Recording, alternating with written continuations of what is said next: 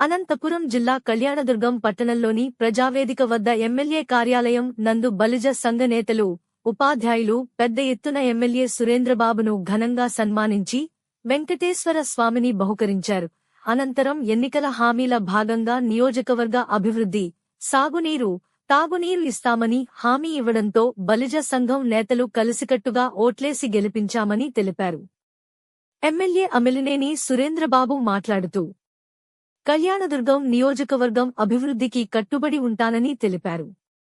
నియోజకవర్గ జీవనాడి అయిన బీటీపీ ప్రాజెక్టు పూర్తి చేసి అన్ని చెరువులకు నీళ్లిచ్చి సస్యశ్యామలం చేస్తామని తెలిపారు. అదేవిధంగా నియోజకవర్గంలో తన గెలుపుకు అన్ని కులాలు సహకరించాయని ఎమ్మెల్యే సురేంద్రబాబు తెలిపారు.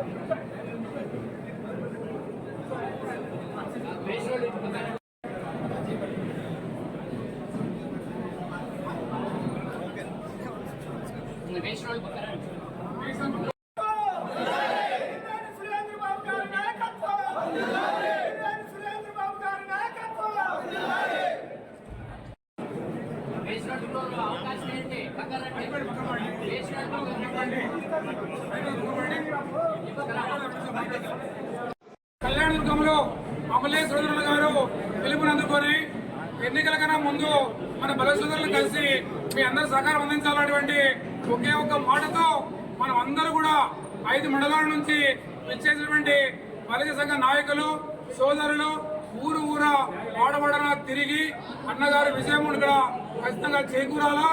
ముఖ్యంగా తాగునీరు, సాగునీరుని అందిస్తున్నటువంటి ఏకైక అజెండాతో ముందుకెళ్లడం జరిగింది. దాన్ని ప్రజల్లోకి బాగా జరిగింది. మా స్వప్రయోజనాలు పక్కన పెట్టి నియోజకవర్గం యొక్క రైతులు, మరి పేదలు, బడుగు బలహీన వర్గాల వారికి మంచి చేస్తానని చెప్పారని అన్న చెప్పడంతో ఆ మాటను నమ్మి అందరూ కూడా మలే సోదరులు మిగతా అందరితో పాటు కలిసి మరి అన్నని భారీ మెజారిటీతో గెలిపించడం జరిగింది. అన్న ఖచ్చితంగా మా సహకారం ఎల్లవేళలా నీకు ఇప్పటికైనా భవిష్యత్తు కానీ కళ్యాణదుర్గం శ్రీ కృష్ణదేవరాయ బలిజ వెల్ఫేర్ సొసైటీ ఆధ్వర్యంలో ఖచ్చితంగా మీకు ఉంటుందన్న విషయాన్ని ఈ సందర్భంగా గుర్తిస్తున్నాం.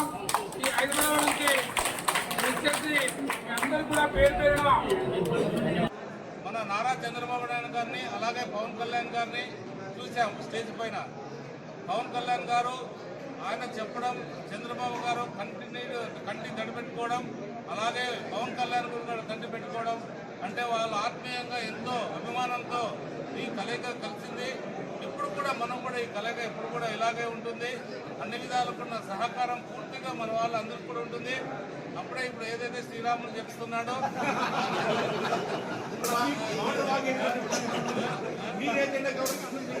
కాబట్టి అన్ని విధాలకు కూడా ఇక్కడ ఏది కూడా అవకాశం లేకోకుండా అందరినీ సమానంగా ప్రతి ఒక్కరిని కూడా ప్రతి కులాన్ని కూడా సమానంగా చూస్తూ ప్రతి ఒక్కరు ఈ మన ప్రాంతాన్ని అభివృద్ధి చేసుకోవడానికి ముందుకు తీసుకెళ్తాం.